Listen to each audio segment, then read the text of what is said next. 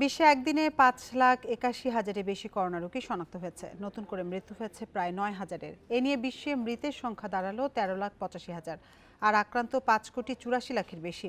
দ্বিতীয় ধাপের সংক্রমণ মোকাবেলায় হিমশিম খাচ্ছে বিভিন্ন দেশ। এর মধ্যে জার্মানিতে দেখা দিয়েছে আইসিইউ সংকট। এদিকে ট্রাম্পকে দেয়া অ্যান্টিবডি ড্রাগ ব্যবহারের অনুমতি দিয়েছে যুক্তরাষ্ট্রের এফডিএ বিভাগ। গত কয়েকদিনের মতো শনিবারও বিশ্বের সবচেয়ে বেশি সংক্রমণ ও মৃত্যু যুক্তরাষ্ট্রে। শনাক্ত 1,72,000-এর বেশি, আর মৃত্যু হয়েছে 1,400-রও বেশি মানুষের। এ নিয়ে দেশটিতে আক্রান্তের সংখ্যা 1,24,00,000 ছাড়ালো, যার মধ্যে কেবল এক সপ্তাহেই শনাক্ত হয়েছে 10 লাখের বেশি। সংক্রমণ রোধে ক্যালিফোর্নিয়ায় শুরু হয়েছে রাত্রিকালীন কারফিউ।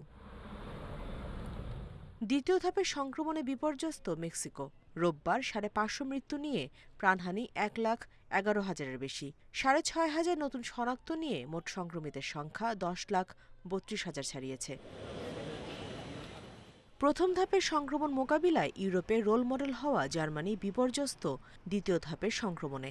এরই মধ্যে ধারণ ক্ষমতার চূড়ান্ত পর্যায়ে পৌঁছে গেছে হাসপাতালের আইসিইউগুলো।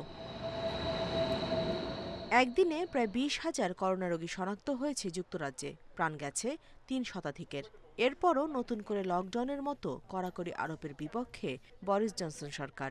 2 ডিসেম্বর শেষ হচ্ছে চলমান লকডাউনের মেয়াদ। সংক্রমণ রোধে দেশজুড়ে কড়াকড়ি আরোপ করেছে ইরান।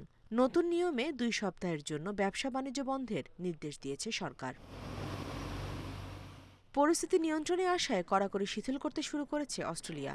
রোববার থেকে খুলছে আন্তঃরাজ্য সীমান্ত, ধীরে ধীরে তুলে নেওয়া হচ্ছে বিধিনিষেধ। 24 ঘন্টায় 45,000-এর বেশি করোনা রোগী শনাক্ত হয়েছে ভারতে। নতুন করে প্রাণ গেছে 500 জনের।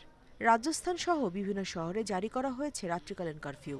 করোনা মোকাবেলায় উত্তরপ্রদেশ, পাঞ্জাব এবং হিমাচল প্রদেশে প্রতিনিধি পাঠাচ্ছে ভারতের কেন্দ্র সরকার। Nusrat Jerin, Independent news.